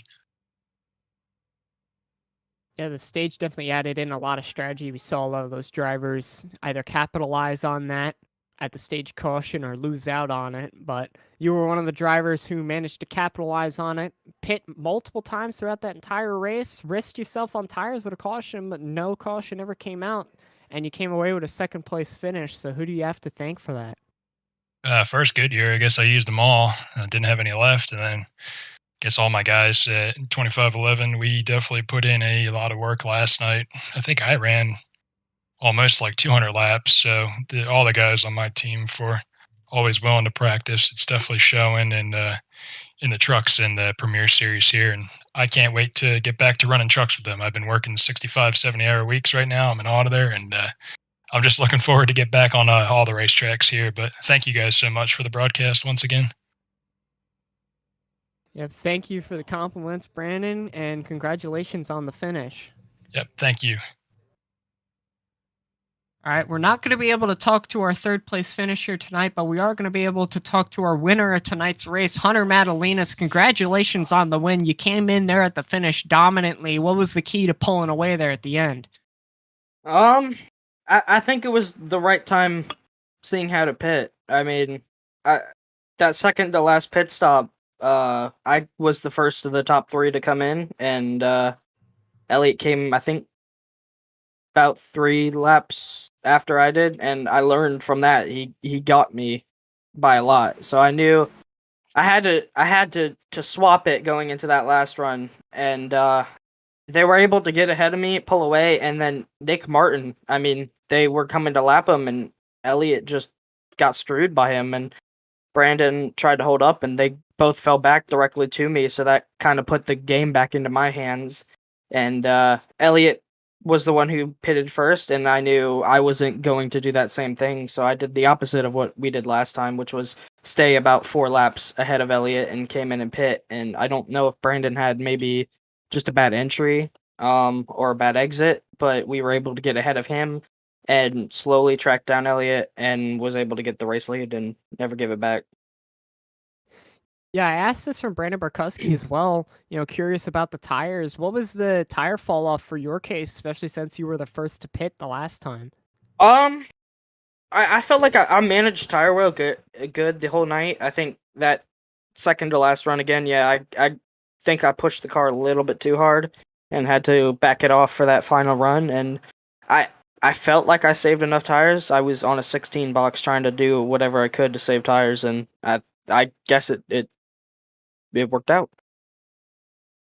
Definitely worked out for you. For certain, you come away with the victory here tonight. Who do you have to thank for that finish? Thank you for Eric Kepf and RJ Williams for allowing me to race on Spectrum. Everyone at Spectrum. I'm not the last person to win this season, so Eric's up next. But thank you to you guys. You put on great broadcast, and I just gotta feel bad for Elliot. I mean, he had that race, and I loved racing with him all night. So I hope we can have more battles like that again. Yeah, condolences for our competitors here tonight for unfortunate circumstances, but capitalization was the key here at the finish. You capitalized, took away the win. Congratulations on that, and thank you for coming in to talk to us. Thank you very much. All right, ladies and gentlemen, that was the Great Lakes Premier Series at Nashville Super Speedway. A phenomenal green flag run with a couple incidents here and there that never ended up breaking up the action. We saw it go green to green there at the finish. Seth, what'd you think about the race? Well, I gave the word tires here tonight. It seemed to be the theme in the last few weeks. I think another word has been execution, especially of things that are in your control. What we saw happen with Elliot Henderson here tonight was obviously something unfortunate that was out of his hands. But, you look at the last couple of weeks with the fact that, to your point, we've had these long green flag runs, a couple of cautions here and there, but for the most part, it's been green flag from start to finish. The stage caution has really been the only thing that these drivers know for certain is going to be a guaranteed yellow. You have to execute, whether it's on the racetrack, whether it's on pit road, or whether it's working your way through traffic. And we've seen the drivers that have gone on to win the races all this season be able to execute the perfect strategy, be in the right place at the right time. I think that theme's going to continue as well.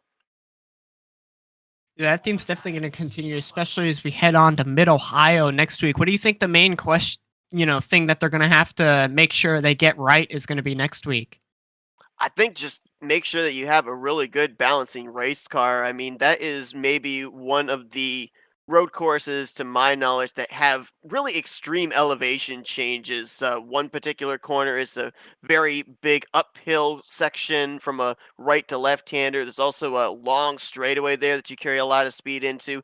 A lot of twists and turns of that racetrack, a lot of trouble spots. Again, it's going to come down to execution of those corners. And, a lot of these guys that I've seen on road courses, I think are going to be up there at the front. It's going to be very congested. So I think that these guys are going to have to keep their wits about them, make sure that they don't make any mistakes, because as well, usually road courses, we end up seeing them go into long green flag runs, usually not full course yellow. So if you make a mistake, you're either going to have to use the whole race to mount a comeback, or if you make it late, you're not going to have any chance to remedy the issue that you had. All right, that's what we're going to be looking at here next week, ladies and gentlemen. Remember to tune in next Friday night, 8:30 p.m. We're going to be back here again on the Flatout Racing Network. But for now, thank you for coming in to watch the broadcast tonight. We appreciate you tuning in, and good night.